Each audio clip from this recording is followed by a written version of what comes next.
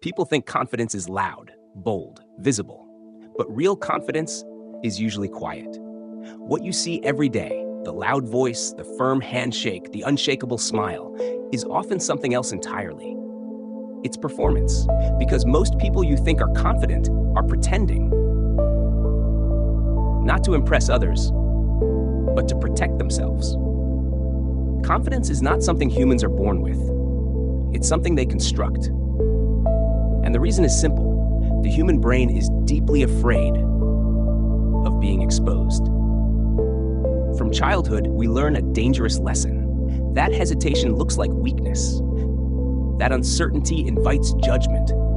That silence means ignorance. So we adapt. We learn to speak before we think, to nod even when confused, to act certain even when we're not. This is where false confidence begins. Not as arrogance, but as armor. Think about this. In a meeting, the person who speaks first often sounds the smartest. Not because they are, but because the brain mistakes certainty for competence. Psychologists call this the confidence heuristic. The brain is lazy. It doesn't want to analyze deeply. So it asks a shortcut question. Does this person sound sure? If the answer is yes, the brain assumes they're correct. And people know this. Consciously or unconsciously, they exploit it. They speak with confidence to avoid being questioned, because questions feel dangerous. Questions expose gaps, uncertainty, doubt, and doubt is uncomfortable. Here's the uncomfortable truth. Most people are not pretending to be confident because they feel strong. They do it because they feel fragile. Confidence, in many cases, is not self-belief.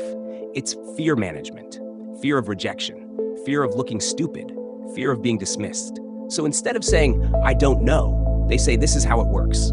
Instead of saying, "I need time," they say, "I'm sure."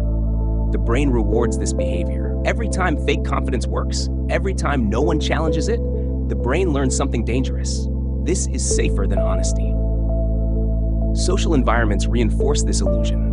Workplaces reward assertiveness. Schools reward certainty. Social media rewards appearance. The algorithm doesn't amplify doubt. It amplifies confidence, even if it's wrong. So people adapt their personalities to survive these systems. They don't become confident. They become convincing. There's a difference. Now here's the part most people don't realize. Pretending to be confident actually reduces real confidence over time, because the brain keeps track. Every time you fake certainty, your mind knows you avoided the truth, and slowly, self-trust erodes.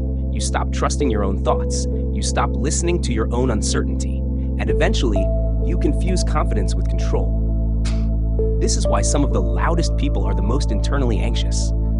Their confidence needs constant maintenance. They must always be right, always be dominant, always be seen, because silence feels like collapse. There's another reason people pretend. Control. Confidence gives the illusion of authority. When you appear confident, others hesitate to challenge you. They assume you've already thought things through. This creates power, and power is addictive. But it's fragile power because it depends entirely on perception. The moment the illusion cracks, when someone asks the right question, everything collapses. That's why fake confidence reacts aggressively to doubt. Questions feel like threats. Disagreement feels personal because confidence was never real to begin with. Real confidence behaves differently. It pauses. It listens. It says, "I might be wrong." And that terrifies people because vulnerability feels risky. But psychologically, it's the opposite. Real confidence comes from familiarity with uncertainty, from knowing you can survive being wrong, from understanding that intelligence grows not by pretending to know, but by admitting when you don't. So why do people pretend? Because the world rewards appearance over honesty, because the brain prefers shortcuts over truth, because fear whispers that certainty keeps you safe. But it doesn't. The most confident people you will ever meet are not the loudest.